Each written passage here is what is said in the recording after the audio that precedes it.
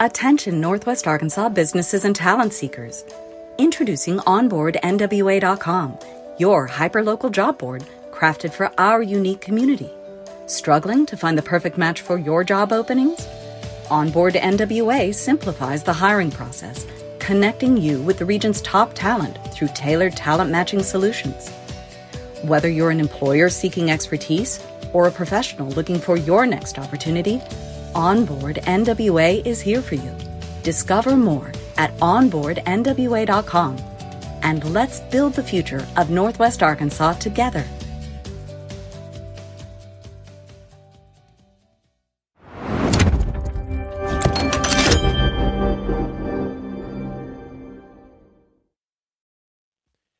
Support for this episode comes from Bike NWA.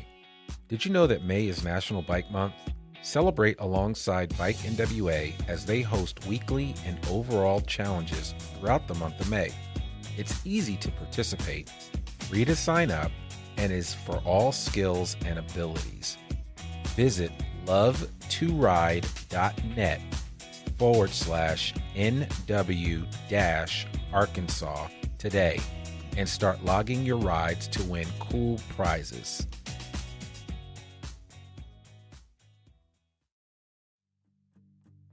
Hey, this is Gary Head at Signature Bank of Arkansas. We founded Signature Bank in 2005 with local ownership to serve our communities with the best bankers with the most authority to do business. We have succeeded in growing our bank to over $800 million in assets, including $50 million in growth in the first quarter in 21. We have 155 teammates that love our communities and the customers that we serve. We are always here to serve and eager to do so. As Chairman and CEO, I welcome your call to have the opportunity to serve you. Please call 479-684-4700 or online at signature.bank and tell them that you heard about us at I Am Northwest Arkansas.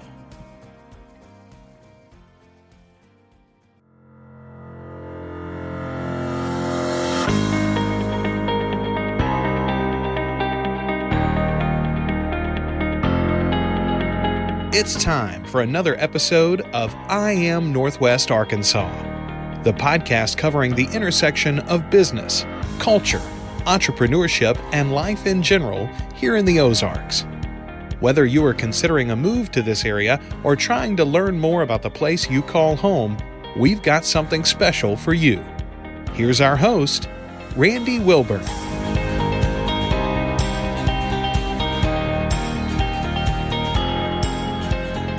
Hey folks, and welcome to another episode of I Am Northwest Arkansas. I'm your host, Randy Wilburn, and I'm excited to be with you for another episode of the podcast. I'm here today with Brant Barnes, and Brant is an entrepreneur's entrepreneur. I connected with him, as I always do, because through somebody else that I know, and that individual, just a quick shout out to Mark Zweig for introducing us, and I got a chance to sit down and chat with Brant prior to us doing this podcast to learn a little bit more about him. And you know, Brant he's a Papa John's franchisee. He also owns a lot of real estate, and he is a insurance agent. He runs a shelter insurance that's right here in downtown Fayetteville. And so I'm sitting in his beautiful office right off of Spring Street and finally getting a chance to learn a little bit more about him. And I wanted to introduce him to the I Am Northwest Arkansas audience and tell his story to everyone here. And as we always do, our focus at I Am Northwest Arkansas is on the intersection of business, culture, entrepreneurship, and life here in the Ozarks. And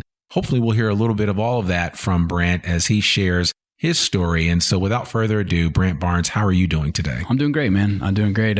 Pumped to be here and got to speak to Mark's class. That's where this kind of came from. Right. Mark asked me to speak to entrepreneurs at the college, and I work with a lot of the kids over there. And I got 3 classes in a row with Mark, and he heard the same stories over and over, but he reached out to you and just, he kind of knows I've been in the weeds of entrepreneurship and had my ups and downs and appreciates that. So, yeah, no, you've done a lot. I mean, in your short 41 years on this earth, and not that I put your age out there, but I mean, you're still a lot of life in the tank and a lot more to do. But I'd love for you just to share, and we talked about this earlier, for you to share your superhero origin story with our audience. And that's the one question that we always ask on this podcast, because I believe that everybody's hero's journey is important. But I would love for you just to kind of give us the Cliff Note version of, how you got here, right? I mean, It's not like you woke up one day and all of a sudden we're like, I'm just going to buy some Papa John's. I'm going to go buy some real estate. I'm going to, be an insurance agent. I'm going to be a pilot. I mean, all of these things kind of built on the other. And so I'd love for you just to kind of give our audience a glimpse into who Brant Barnes is. Well, I think it starts with exposure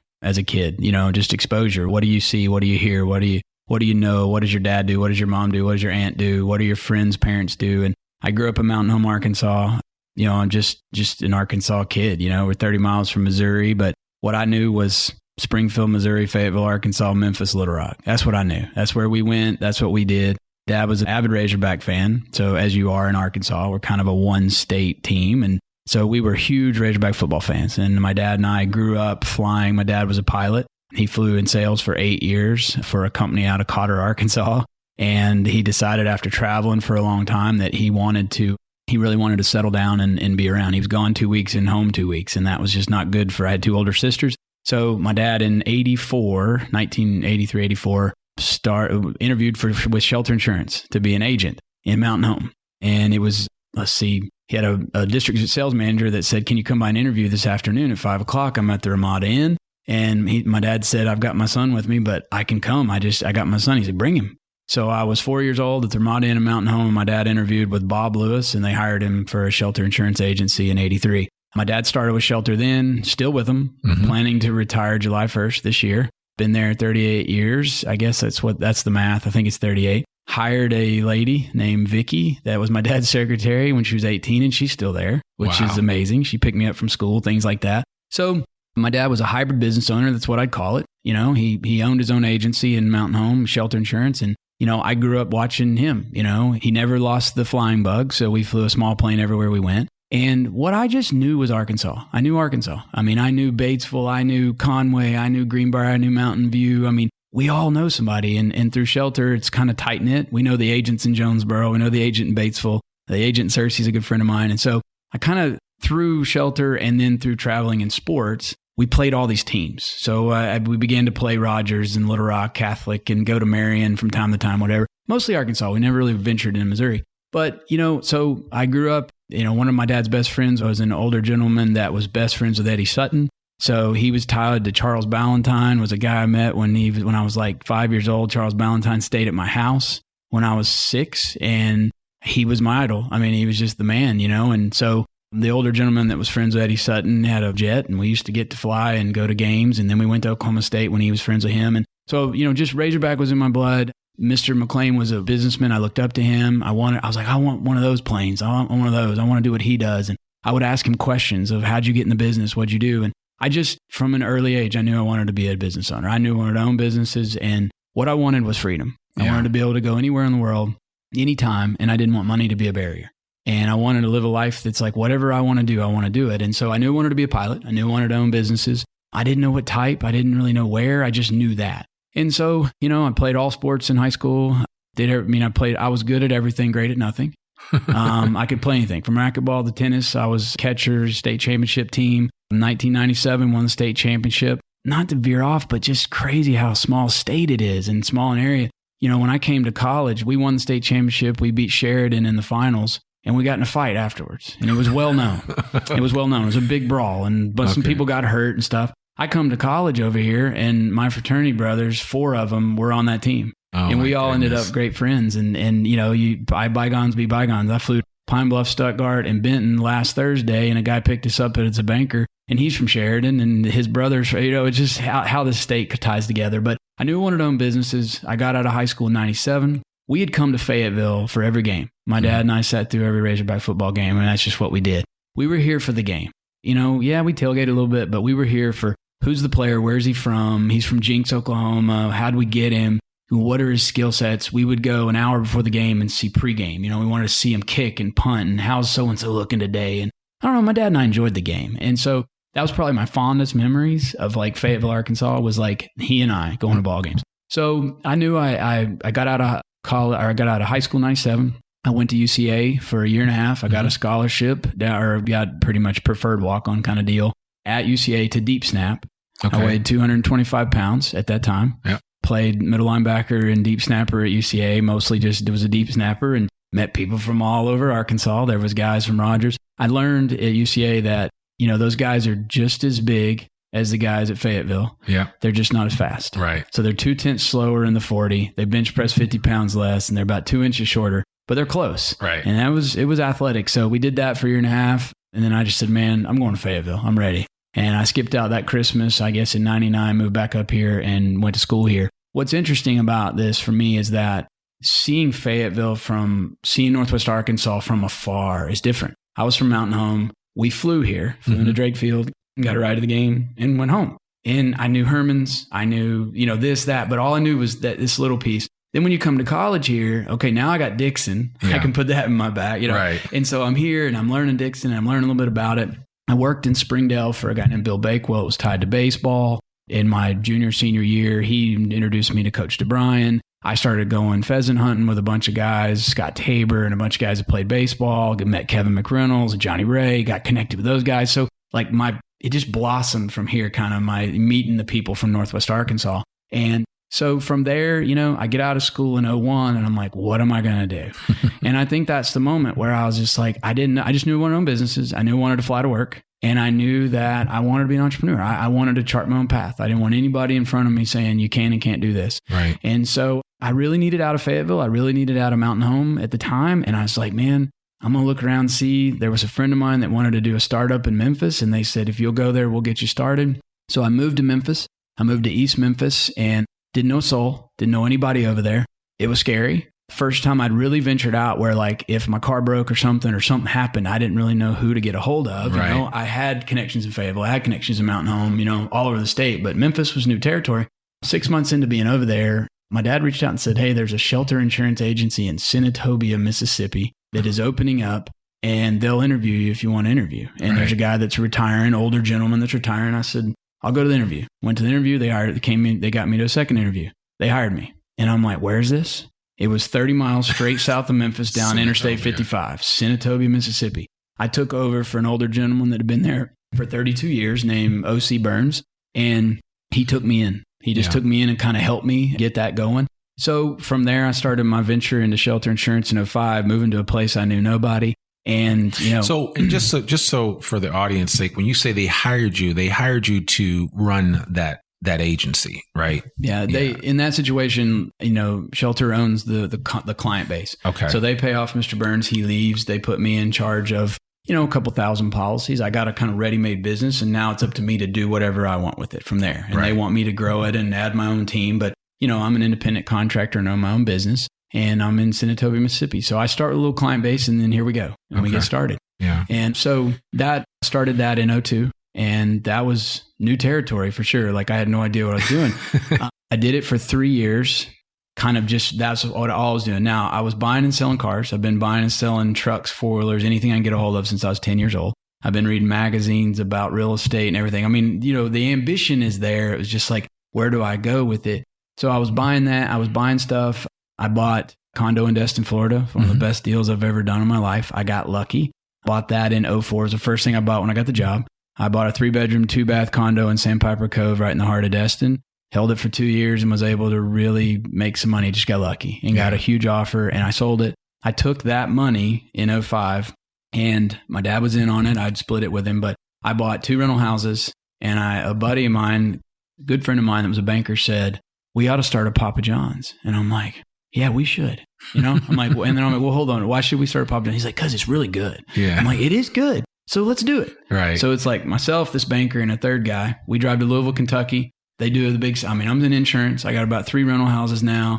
I'm buying and selling trucks. And I go to Louisville, Kentucky, and we come out of this one day. They kind of sell us on the franchise. We were going to put it in Senatobia, Mississippi. That's where we were going to put it. And they're like, the demographics aren't good. You don't need to be there. If you're going to do a store, you need to put it in Hernando, Mississippi, which is halfway up to Memphis. Okay. A little bit bigger town, but it's right along Interstate 55. This all goes down Interstate 55 out of Memphis. So I look at the guys, what do you think? One of the guys says, well, they wanted $250,000 pretty much to get open. That's what it was going to take.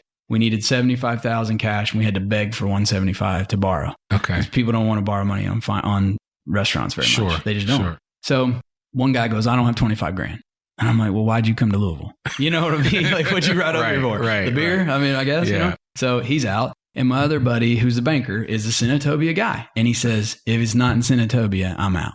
I don't want to do it 15 miles. Okay. So here I am. It wasn't really my idea, but I'm that guy that once you plan it in my head, it's happening. Yeah. I'm getting a pizza place. Right. So I start thinking, and I'd met someone. My wife had met a friend from the gym. Her husband, they kept telling us we should meet. So I meet him. His name's Mike Hensley. And we meet. And Mike went to school at Southern Miss for architectural engineering, got a 4-year degree, came out, worked 6 months, didn't like it, quit, decided to go to law school at Ole Miss, goes to law school for 4 years, passes the bar, becomes an attorney, and 6 months into being an attorney decides it's not for him. So he and I meet, and he quits his new law job to start a pizza store. Wow. And his wife hated me, pretty much. I mean, kind of like, what are you thinking? Like, he just spent 10 years in school, and now you're going to pull him out to start this pizza gig. So he and I meet. We start talking about how we're going to do this deal. And I'm like, and he's like, I'm in. So he's like, they didn't want to loan us the money. So I'm now stuck at how am I going to get the money? Right. I think this is an interesting story, and I have to say it because it really did chart something for me in learning about mentorship. But we're kind of stuck. We can't get started. We don't know how to get this store yet because I can't get the money necessarily. I meet an older gentleman in Senatobia, Mississippi. His name is James May. And he owned about 3 pharmacies. He had 14 or 15 video shops, 150 rental houses. And just the way it was in a small town in Senatobia, Mississippi, he was the richest man that ever lived. In small, big fish, small pond. Yeah, I mean, they were like, oh, this man's mythical. Yeah. So he comes by I called him one day because he had a piece of land that I was interested in buying to build an office for my insurance agency. He comes and picks me and another guy up. We go look at the land. We're done in 10, 15 minutes. We head back to the office. And he says, another guy gets out of the truck, and I just looked at him and I said, Mr. May, I said, I've heard a lot about you. And I said, I really want to be like you. Like, I want to do what you do. And he's like, really? I said, yes, sir. He's like, it's not as easy as you think. And I said, I understand, but like, how'd you get started? If you don't mind me asking, what could I do to be like you? He took the drive, put it in drive, and he started driving. And he drove around for 3 hours. And he showed me everything he bought, and he talked about how he got here. And he told me his story. Mm-hmm. I mean, drove a bicycle from some small town in Mississippi into Senatobia in 1976 and was a pharmacist. And he just told me a story. And at the end of that, at 3 hours, we were sitting there and he said, I got that bank there. They bought from me and I'm going to build this over here. And I looked at him and I said, man, what I want to do is a Papa John's pizza. And he said, Papa John's, that's my favorite pizza. And I was like, man, all right. And he's like, where you want to do it? I said, they want me to do it in Hernando. He goes, I told you I'm closing these video shops. They were VHS shops with the tanning beds, and he was closing them in 2005. It's over. He said, I got a video shop right on the corner at Commerce, across from Kroger and AutoZone in Hernando. He goes, I'll put the building up as collateral. You and your buddy put 25 in. I'll put 25 in. We'll be third partners. You guys will rent from me there. And he's like, we'll do a Papa John's. And we shook hands in 3 hours. We shook hands. That was it. He's still my partner today. That'll be 16 years, September 15th. I opened that store in Papa John's, Hernando, Mississippi, the day my son was born, September 15th of 2005. And we opened at 3 o'clock. My son was born at 10 a.m. that morning. Mr. May and I have talked every month for 16 years. He's kind of like a second dad, just a great guy to lean on. And just, he told me, I'm never going to make a pizza. I'm never going to come by there. Right. That's not my gig. Right. My gig is to put the capital up, and my partner and I's job was to run it. And, he and I have been, just a great guy and just through mentorship. And he said to me, you're the greatest partner I've ever had. You're the most hands-off person I've never had really problems with. I've never, and he's still a partner today. That's the only store that we're that way on. I don't have any others. But that was 2005. It was a couple years. It was a train wreck. The first 2 or 3 years, a train wreck. I had no idea how to manage people, had no idea what I was doing. At that time, I had 10 or 11 rental houses. I still had insurance going on. I'm working insurance during the day. I'm doing pizza at night, and we're breaking even at best. We're barely paying the bills because I didn't know how to manage people. I had no idea how to manage people, and I didn't know it, and I didn't know how to run the pizza business. I didn't know anything about it. It took me 3 years to figure that out a little bit. I hired a guy to work for me in insurance, so he was selling. I was handing him deals. By 8, 9, and 10, we began to really learn how to run the pizza business. By this time, I'm up to 22, 24 houses. I'm still buying houses left and right. I mean, just pulling my hair out, doing 14 things that I shouldn't be doing, buying and selling Japanese mini trucks. I mean, I just keep my eye off the ball. Right. Yeah. And so I'm just kind of going fast, and we can go back wherever you want. But so in 2010, we finally got the store making money, and we finally feel like, okay, in 08, 09, I'd hired a really good guy named Sean Jenkins to sell insurance for me. I was meeting people. I was handing him deals. He was closing them. We won Agent of the Year for the United States with Shelter Insurance in 08.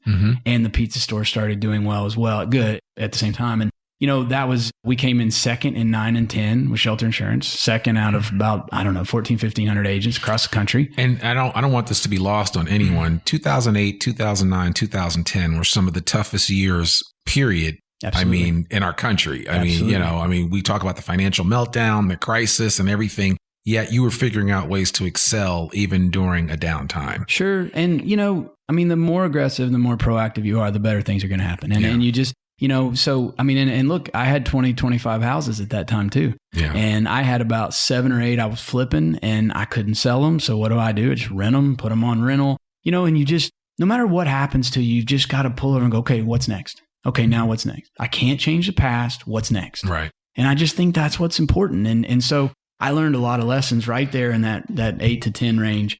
In 2010, we decided now we know how to do one store. Let's do a lot, which was not the smartest move. But we signed a deal to open Searcy and Cabot, Arkansas, Papa John's. I had my young guy killing it in insurance. I was checking on him and running that. When we made the deal on Searcy and Cabot, Mountain Home came up for sale. I'm like, well, I got to buy that. That's where I'm from. So I bought that Papa John's. Hot Springs came up for sale. So I bought Hot Springs. And then we opened Searcy. Then we opened Cabot. So now I'm at 5 stores. By 2011, I'm at 5 stores. And so I had gotten my pilot's license out of high school and college. And so I was flying at the time. We bought a little Cherokee 180 that I had at Tunica, Mississippi. So that's where the plane was at. And we would fly to Mountain Home. We'd fly to Searcy and we'd fly to Hot Springs. And that's how we got to the stores and back. So I was living the dream, man. I'm flying to work in my little plane. Right. And, don't get me wrong, man. Like I'd be in those stores till 10:30 at night, getting the plane at 11:15, land at midnight. It was long days. Better than driving though. It was better than driving. And,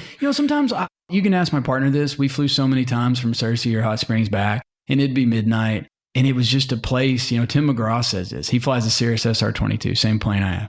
And he says, there's no more peaceful place than me in my airplane at 11,000 feet because nobody knows who I am and everybody leaves me alone. Right. And he's like, nobody can get me. Even their traffic controllers. He's like, some of them know who I am. And sometimes you can tell they're like, okay, Mr. McGraw, they'll say it. But he said, for the most part, I'm up there away from everybody. And I think sometimes coming home at night in that airplane were these moments where I'm because the lights, you can see Mountain Home, you can see Little Rock, you can see Jackson, Mississippi from 8,000 feet. Right. At night. Yeah. And I don't know, just a time for reflection. It was a time to just say, what the heck am I doing here? Because it was stressful, So 2012, my agent that had worked for me got offered an agency from Shelter. Okay. So they hired him and I kind of lost him. And when I lost him, I felt lost a little bit. I had all my eggs in kind of one basket, I think, with him. And, it was just that time where I was like, all right, I've been here 10 years, close to 10 years in Mississippi. I'm ready to go back. I'm ready. And I was like, I want to move one time and I want to live in Fayetteville.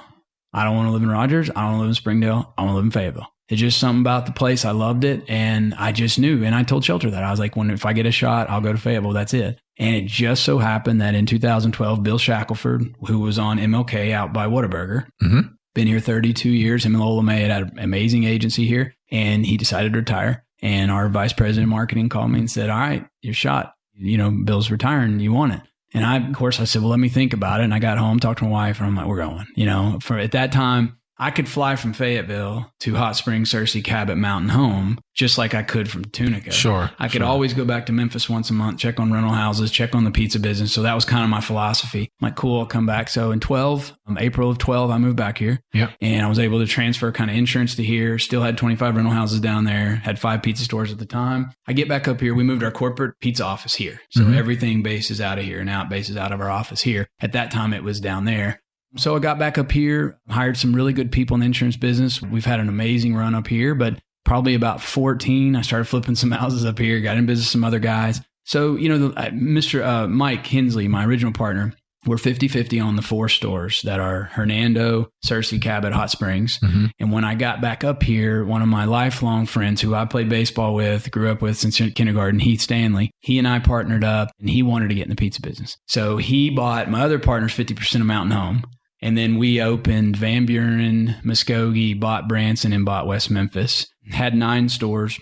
by like 3 years ago, 17, we had 9 stores, and we ended up selling Muskogee down to 8. So we have 8 stores, 50-50 with Heath on Van Buren, Mountain Home, West Memphis, Branson, and then 50-50 my other partner. Still in insurance business. We've doubled the agency since we've been here. Bought some real estate up here. I've had Airbnb and VRBOs in Mountain View and Destin. I'm a car dealer. I just buy and sell and trade. And there's 2 things that I think that really determined my life really was what I was into was I wanted a horse trade. I wanted to buy and sell and I wanted to flip. I think that's the basis of business in general. It's just a horse trade. I'll give you a sack of barley and you give me 2 gold pieces and then I'll go trade it for something else. That's really what was like my passion, what I'm saying, for business. And and I'm an Arkansas guy too. Like I love Arkansas and that. So that's where I'm at today. We've spent a lot of time in the last 3 years getting from out of control to organized. Sure. And sometimes like you kind of have to almost pull everything out of the garage to put it back and organize it. And that's what I've been doing. So. Okay. All right. So getting back to your story, which has been really exciting, and I'm just getting, I don't know if anybody else is benefiting from this, but I'm taking a million notes here as Brant shares with me how he has built his empire, if you will. But one thing that continues to kind of stick out to me is just the importance of relationships.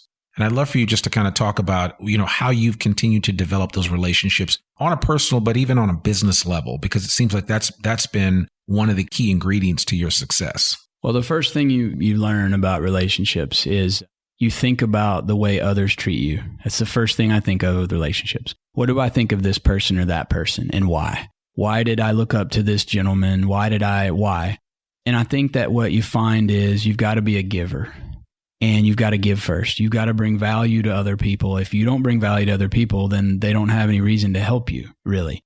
And I think that sometimes we go with a taker mentality. We go to people and say, how can you help me? And then, maybe one day I'll help you too. But if you go to people and say, let me just help you. Let me help you any way I can. What can I do for you? And so I think that's one is like, and then from there, the minute you meet people, you've got to really study them. You've got to really say, I want to do business with great people. I want integrity. I've always said this. I've really had 3 partners in my life. My dad, Mike, and Heath were really the 3 people I've ever been in business with. And I've always said that if I can't give you $10,000 and say, hey, bring it back to me, by the end of October, no contract, no nothing. Right. I throw you a band of 10 grand and I have any doubt that you're going to bring me that money by the end of October, I'm out. Yeah. I'm completely out. I don't want anything to do with this. No matter how much money we can make, it's not worth it. My life's not worth it to live with that stomach ache and worry. So I think that you have to analyze every relationship that you have. And I go back, Mr. May, there's a guy named Rhodes Thompson that owned a bunch of AT&T stores, and he and I ate lunch every month.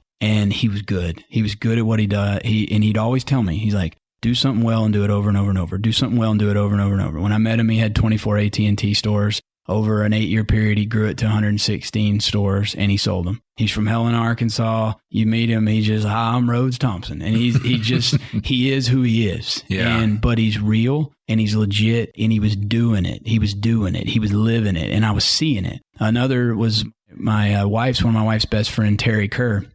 Terry Kerr's a guy in Memphis that has built like an absolute beast of a business in the rental property business. He buys houses in inner city Memphis, fixes them up, sells them to investor, and then manages them. And he's just a rock star, man. I mean, just a rock star. But what I had to learn was Terry and I would eat lunch once a month for 8 years. And his business was booming, man, booming. And I always had to think like, why would he want to go to lunch with me?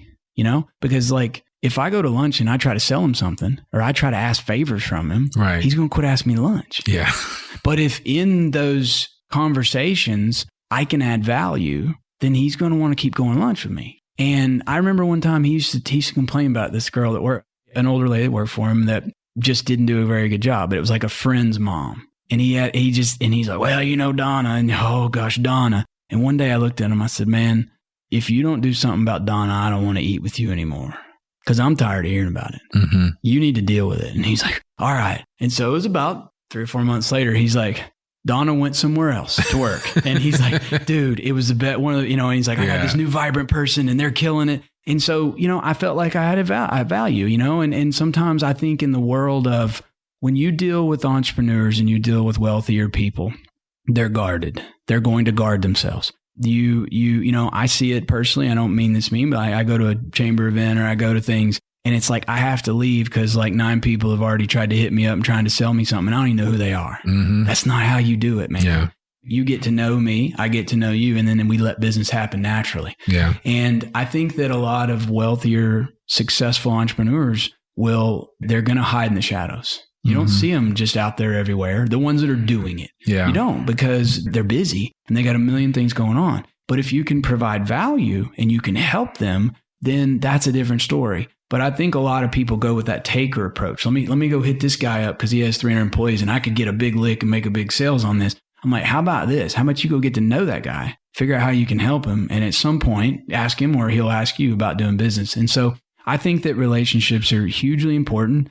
And I think that it takes time. And it takes time. And, you always hear about like the emotional bank account. Like, are you putting debits in or credits? I mean, which one are you doing? Because if your account's bankrupt with that person, you're in trouble. Yeah. Because when you go to call on some money, there's no money in there because you've never done anything for them. And that doesn't mean like, quid pro, whatever you say that. Quid like, pro quo. Yeah. That doesn't mean it's like that. I just mean that like always be thinking like, what value do I bring? What value do I bring to my wife?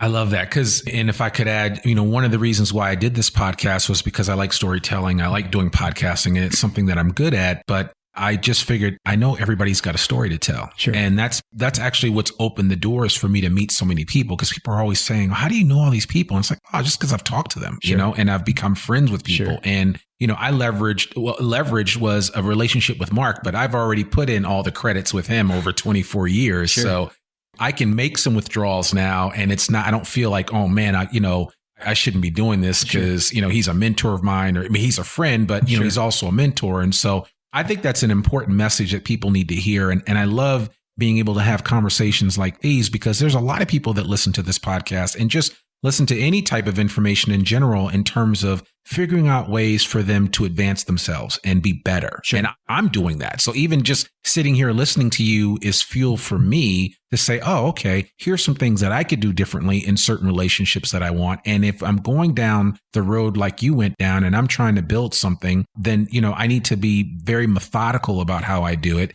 And I need to be giving as much value as possible from my end, even if I don't think I have something to give. Sure. And let it be authentic and genuine. And let it find its path. Let it find it. I didn't like set up this meeting with Mr. May to like try to manipulate him into letting me have a pizza store or helping me get started. I didn't. It naturally happened, right? And when he bet on me, I felt obligated to win for him. He put his neck on the line for me. I got you. He told me he wasn't going to make pizzas. He never has. All good. I think that that's what's important, is that you be you, you be genuine, you be authentic, and you truly have the best interest of everybody in mind, and let the cards fall where they may. But sometimes we force things and that's not there maybe, So I think that's what's important, is like, be you, be authentic, be genuine, and that'll come out. They'll know it. Absolutely. For sure. Absolutely. So, again, since it's still in the midst of this, at the time that we're recording this, it's March 2nd of 2021. We're still dealing with the pandemic. We're still dealing with the fallout and the residual effects of the pandemic. How have you maintained your business and just maintained what you're doing through this time period? Yeah, it's been interesting, to say the least. We all, it's like... that's a nice way to put it. Well, yeah, it's like, we all, anybody that's our age probably, or where were you at 9/11? Right. Where were you, Right. It's like, I remember where I was. And I think with that, I was actually skiing in Vermont when this all last year in February with a good friend. And, we went up there and I'm skiing and I'm like, wife's like, yeah, this thing's kind of growing, and I caught a plane back from Burlington, Vermont. And, next thing you know, it's like, and it just was a ripple, right when it all went down, you're like, okay, well, I guess they're not gonna play basketball. Okay, well, I guess the NBA decided they're not, and, Tim Duncan or somebody, well, what? It just went nuts. But I think with everything, and not to venture off the subject, but, my dad and I had a plane crash 5 years ago. Yeah, I remember hearing about that. And as an entrepreneur, and I didn't even know this was happening, I think that as an entrepreneur, you've dealt with so many things. You've dealt with so many employees. You've dealt with so many COVID type things, and not COVID maybe, but just a lot. And they keep coming at you, and they come at you, and they come at you. And my dad and we took off 5 years ago. We were headed to Tunica to stop, and then we were going to go on to Atlanta. Got to 9,000 feet. I was flying. My dad was in the right seat. Heath, my partner, and the guy that worked for me, Ross Ingram, was in the back. And the engine started sputtering and it started knocking and started knocking and started knocking, and it got worse and got worse and got worse. And the prop froze mid-flight, 9,000 feet, single engine plane with no engine. We're in a plane that with 80 gallons of fuel and people is not very long, So you immediately go, okay, what's next? Yeah. What's next? I'm like, okay, I'll go to Marshall, Arkansas, 38 miles. You got 22 miles to go, not making Marshall. Air traffic controller, go to Russellville. So immediately when something happens, you think options, right? Okay, what are my options? I can't make Russellville. He's like, turn to Russellville. I was like, I'm not going toward Russellville. There's too many trees and mountains over that way, and I'm not going to make the airport. I got to find something soon. Found a place in Hector, Arkansas.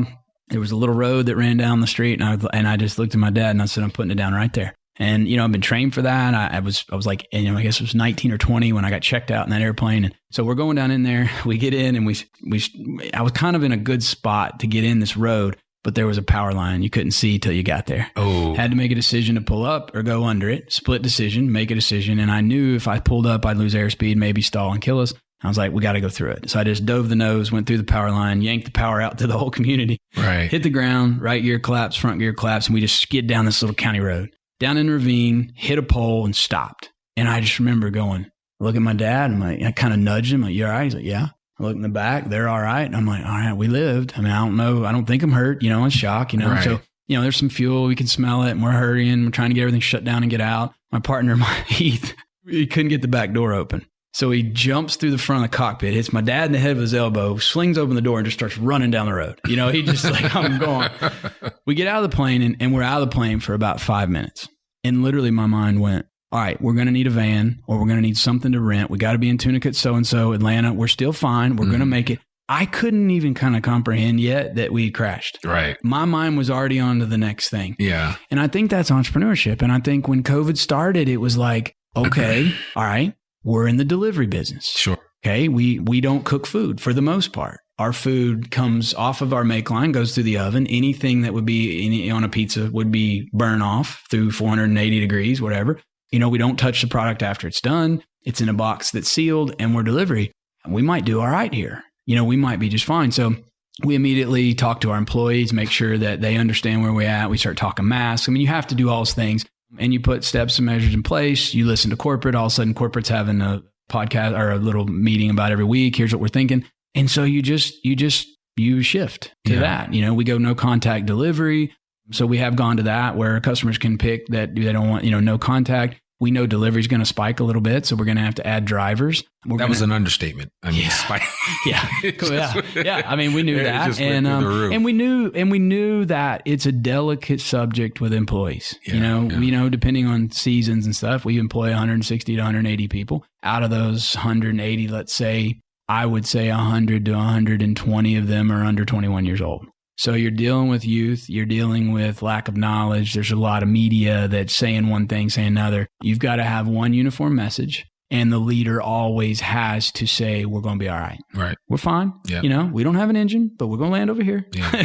And we're going to be all right. And we're going to get out of here and learn from it, And I think that, what they can't hear is fear. What they can't hear is you're scared. What they can't hear is unknown. We got it. We got it. Even if you do or don't. I mean, you kind of got to have that. We're going to be just fine. So, we've made a lot of shifts in people. It's been a tough year. I mean, it has. We one thing with our business is, I'm a bootstrap entrepreneur. I mean, I didn't know what I was doing. I'm just trying to figure it out. Probably a mistake I made that I wish I could have done a little different is we Papa John's grew in the 90s and the early 2000s, and we kind of came into the multi-unit game in 2010 and after. Well, they had already kind of picked out Little Rock, Jonesboro. We couldn't get clusters of store. What you want is 8 stores, right? 10 stores in Memphis, where you can borrow employees and move food around. Well, we're at Mountain Home. You're all over we're all over the place. Yeah, And we're a 2-hour drive to get store to store. Well, the bad about that is if you have a store that has someone get COVID, everyone's around them. Well, you just lost your whole staff in Hot Springs or in Mountain Home. Right. Well, it's not like you can borrow them from another store, right? Right. Well, so that was a negative. So we had a couple stores shut for 2 or 3 days, clean things up, figure out who was exposed, who wasn't, get back open. We've dealt with that for a year, and that's been tough.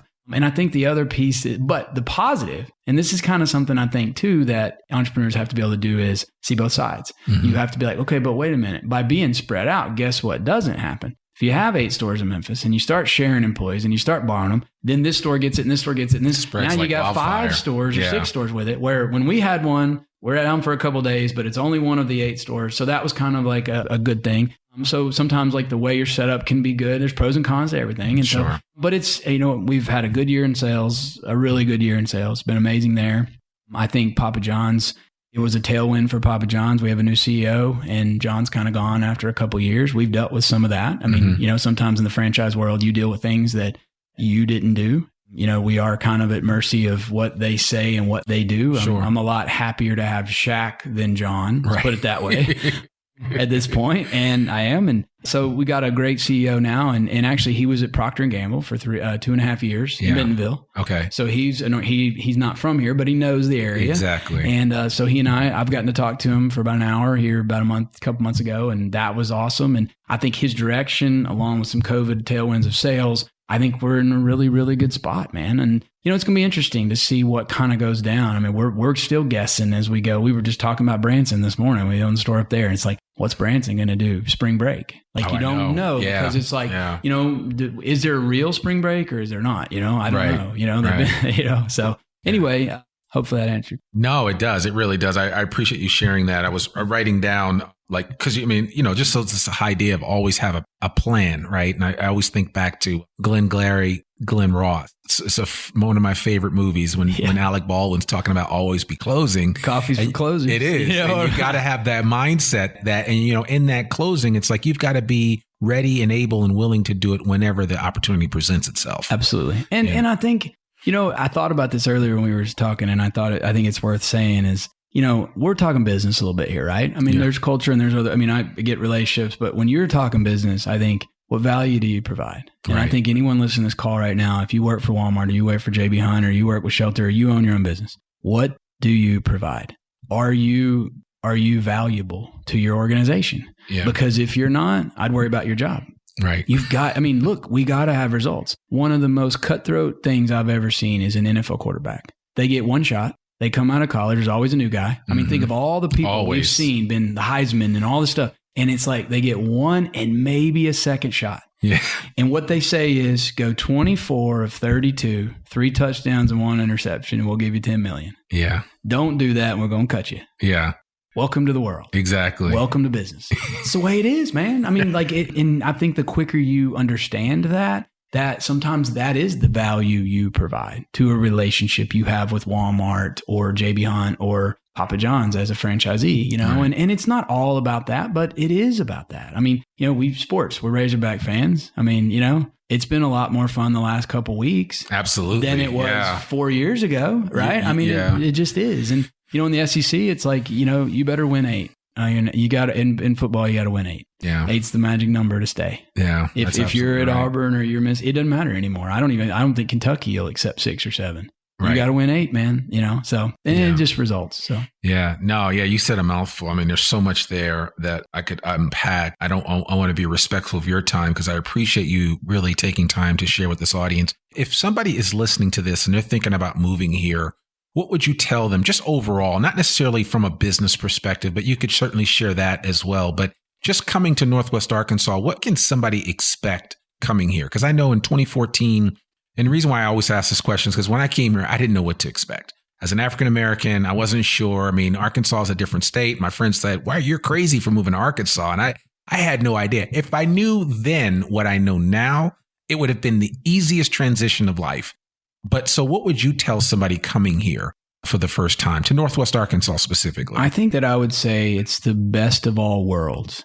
I say that like you get a little bit of everything. Yeah. We're not a beach town. Right. We're not a mountain town. Yeah. We're not necessarily a lake town down here, but we have lakes, or we have a lake. And I would have said 20 years ago that, we could be behind times, not as progressive, just a little town in Arkansas. Walmart has taken that away. I mean, we're progressive now. I mean, you're up there with the words of Amazon. You get everything. I mean, you get cold, you get warm. We got cold the other day. Everybody knows that. And then it got warm again. Yeah, and it's right back. And the cost of living is awesome. It's easy to get around. Mm-hmm. It's, 20 years ago, you pretty much had to go to Little Rock or Springfield to catch a flight or Tulsa. Now you can fly out of here. The last 20 years have developed this place into, you kind of got everything you need. But I'll say this, look, if you're an extremist and you love 10,000 foot mountains, it's not the place for you. You like the beach, it's not the place for you.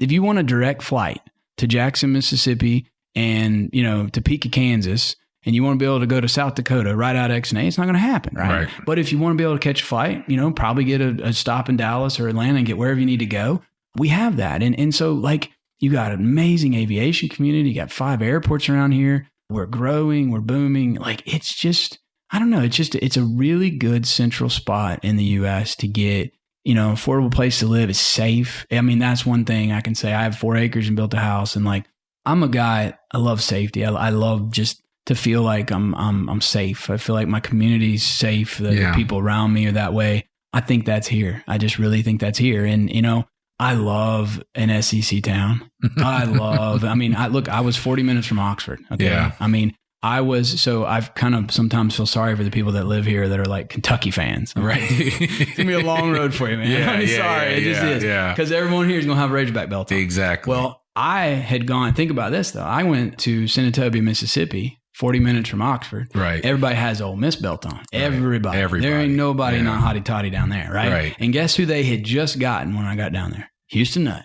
Oh, that's right. So they took our coach. We kind of, whatever, everybody can have their opinion. And they're like, we got you, coach, And then, I mean, and I was the Kentucky fan in Fayetteville as the Arkansas fan in Senatobia. I got you. But, I tell kids all the time, like, man, the youth here helps. The youth helps. Yeah. This is, and we're the place to be. Like, if you live in Arkansas, everybody wants to get to Fayetteville. Exactly. As kids, as parents. I mean, so I just think there's a ton of pride. I just love it. I mean, I think it's not, again, it's not a big city, but it's not small. Yeah. And that's what I love probably the most about this place is like, there's just enough density to have a Dixon Street, but it's not the crime and the things you might see in a Detroit or Memphis or something like, this, all that kind of blended together for me is I love to drive in every day. I live out by the Blessings and I just love that curvy road. Exactly. I almost love that I have 15 minutes to think on my way in. So I don't know. It's what I know. I mean, it's what I know. And you're a Razorback fan and you're from here. And so anyway. Yeah, no, that's perfect. I mean, you kind of perfectly nailed it in terms of that experience. Lastly, when you're not having pizza, where do you go to eat? Where do you like to eat here in Northwest Arkansas? I always like to ask a food question. So, and I'm sure you're kind of a foodie and you like good food. So I do like good food. You mentioned Herman's earlier, and that was kind of probably been to Herman's much in a while. I know they're still open though. So I mean, unfortunately, I watch what I eat. I run 1,600 miles, 14 to 1,600 miles a year. Wow. So I run 120 to 140 miles. I've run 7 marathons so far. Okay. So I've been to New York City and stuff. So I watch what I eat kind of Monday through Friday, and I cheat on Saturday. Mm-hmm. So I mean, this sounds bad, but like I love to go to Whole Foods and get a variety of stuff. So like, give me some pizza and ice cream because Saturday's cheating. I mean, it's like I could eat a whole box of donuts. Sure. My wife and I would always, when we'd ate pizza, I'm going to give a secret here, is like Giraldi's. There's a Giraldi's pizza. Yeah, no, Giraldi's is good. There was a pesto pizza my wife and I used to get all the time and just really love it. I'll give a shout out, like just Cosmos. Love Greek food. The Cosmos owners are like, that's an owner operated business. And that's what it's all about, man. I mean, they're there. He's always making food. She comes walking up to us and super nice. And I'm giving a plug to them, but they're amazing. Right. They hire great people. I think their food's good. Yep. So we go there quite a bit. Okay. My son loves Angus Jacks. I mean, it's just like one of those things. My son's autistic and he has a gluten-free bun and a burger with nothing on it. Just the burger and that and the French fries. So that's a staple. So, those are probably my favorites. I'm not a big food guy, but like, I'd say Cosmos is our most staple place we go. Yeah, so I've been there. Yeah, their fries are amazing and they are really good. And their Greek salad, I'm a big Greek salad person. So they put the right salty olives on there. I mean, they're just right. Wife loves Indian, and we go to I think it's R&R Curry in Springdale. Oh, R&R Curry is really good. Mark actually taught me about R&R Curry. I like there, and I like Kana Grill, which is also really good. Right across Kana Grill's right almost across the street from Cosmos. Okay. On North College. I got to check it out. Yeah, we've had it. Kana Grill's good. So I love R&R. It's good stuff. So. Listen, we've got great culture. We've got great food. Yeah. And you would think, we're in Northwest Arkansas. It's like, are you sure? But I'm like, I tell people all the time, the food's good. You come here to visit, I'm taking you out. You're going to see, you're going to, have a great time. I mean, Every time my mom comes here, I take her to Crystal Bridges because I want her to see that, listen. Yeah. And every time she comes, she sees something new. And I'm like, that's what it is. I think something that can happen to you if you're not careful is you take things for granted. Yeah. And you really do. Once you live somewhere a while, and we have a place in Destin, and I always said I wouldn't move there because I couldn't afford to I love the ocean. I love it. The breeze, the smell, the water. We had a boat there for a while. We used to go to this little spot. You'd go out the Crab Island and you go out Fort Walton Bridge. And we'd go around to this spot, and we had a little cabin cruiser, and my son would play inside, and we could set the boat in 4.5 feet of water, and it was like a Corona commercial. Sure. And you could go to this other spot that was down by Herbert Field, just past Fort Walton in Santa Rosa, and you could park in this little, real like Corona commercial spot. It was like a little island, and you could park right there in 4 feet of water, and the jets would come in to the airport, to the base, and I'd watch the planes and all these things. But I always said that if I lived down there, that I might lose that feeling. Mm-hmm.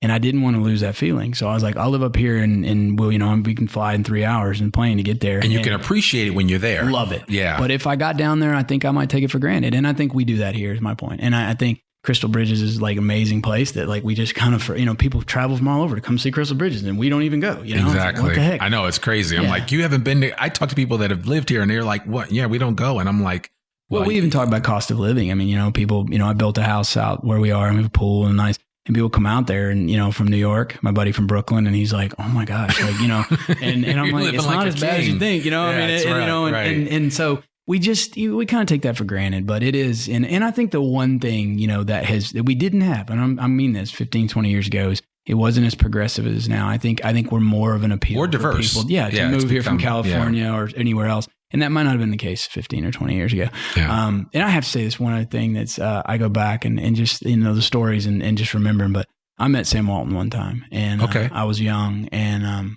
I might've been 5 years old. And I never forget this. My dad and I went to a Kentucky Fried Chicken in Bentonville. I don't know why we were there. I was 5 years old. And we pulled up and I will never forget that Silverado. It was like, I think it's a red and gray 2-wheel drive or maybe Silverado. It's at the deal. And we walked in and I remember my dad goes, that's Mr. Walton. My dad's like, I think that's Mr. Walton. And he was ordering in front of us. And at that time, I didn't know, I didn't know. Yeah, you're 5. And my dad, but I was already thinking business. I mean, I was already like, hey, Dad, what can we trade this? And Dad's like, Mr. Walton, this is my son, Brant. He's like, how you doing, young man? And he shook my hand. And I'll never, it's something crazy like around here that you just never know, and to think that we have that much of a titan of business that was just an old farm boy from right here, man. It's so awesome. And, it is. And he was in aviation and he was, kind of, just his story of just rambling and going. That's all I've ever done is just ramble and go. I bought a car that sported 5 minutes on simulcast just because like I want to keep that edgy, just sporadic thing going. And I don't know, he had a lot of great stories about that. So, I'll tell this story and then we'll close it out. I think that when I had read his biography a long time ago, and then I got back and I read it again and I appreciated it even more once I started living here. And a lot of people, I've told people, oh man, just read Sam Walton's biography and, learn about it. And I've run across or run past in the same room with Alice Walton and Stuart Walton and some of the other Walton family members. And it's just what they've been able to do with this community is amazing, and it kind of started with them really. And it has built beyond there. Jones Trucking Line, J.B. Hunt, Tyson, and the list goes on. And to me, the future is really bright for Northwest Arkansas. Absolutely. And I would say, one other thing I would say on that note is like, you talked about what could people get from this, us talking today. And the one thing that comes to mind so much is we live in a society that, and literally for 20 to 30 years, we've been about building comfort. Yeah. Everything easier. Let's, automatic cruise control, automatic this. And where we learn is on the edge of comfort. Where we learn is when we get out of control, where we learn. And like Sam Walton knew that he had to push boundaries. He had to open in Kansas. He had to open here. I mean, the guy could have had 10, 15 stores, been a wealthy guy and had a twin engine airplane in Bentonville. And that was it. And kind of called it quits. But like, entrepreneurs get uncomfortable. They push themselves into territories that others won't. Yeah. And that's not our human nature. Our human nature is be safe. Oh, be conservative. Oh, careful. But it's like, the kind of adage, scare money don't make money, man. I mean, it is what it is. And if they didn't have that ambition and he didn't want to keep it rolling, probably when people were like, could you slow down? Yeah. You have 300 stores. That's not what it's about, man. Exactly. Like I got more. I want more. I mean, not more money, just more chances. more territory. I want to meet more people. I want to be in California and Arizona. You just have to get uncomfortable. Yeah. You have to. Oh man. That's where, you're preaching to the choir, man. I love that. I don't know about you folks, but if you didn't get something out of this, you need to rewind this and listen to it again, because Brant just dropped some serious knowledge and some serious information. And I love that quote. Where we learn is in the edge of comfort. And, I think that is so perfectly true. And I'm going to wrap it up here. We'll probably have to do a part 2 at some point in time, because I'm sure that Brant's going to have some more stories to tell in the very near future, because this man is not allowing any grass to grow under his feet. So, man, Brant, thank you so much for taking the time. You didn't know me, but you knew Mark, and you trusted that, well, if Mark knows this guy, he must be okay. So I appreciate you taking the time sincerely to meet with me and just share your story with the I Am Northwest Arkansas audience. So thank you so much. For sure, man. I'd appreciate what you're doing too. That it's huge. It really is. Thank you. I appreciate it. People don't know a lot of these folks and what they're doing. So. Yeah, absolutely. Well, everybody's story matters. So, well, folks, that's another episode of the I Am Northwest Arkansas podcast. To learn about us or to read or download the show notes from today's episode, visit iamnorthwestarkansas.com. We'll be sure to put in some contact information for Brant Barnes. If you want to check out, if you need some insurance and you want to check out Shelter Insurance, you'll be able to do that. If you just want some pizza, you can find out where all his Papa John pizzas are. We'll make sure all of that is in the show notes so that you can check that out. Please continue to listen to the podcast and sign up for our free newsletter to keep up with all things Northwest Arkansas. You can subscribe to the I Am Northwest Arkansas podcast wherever you listen to it.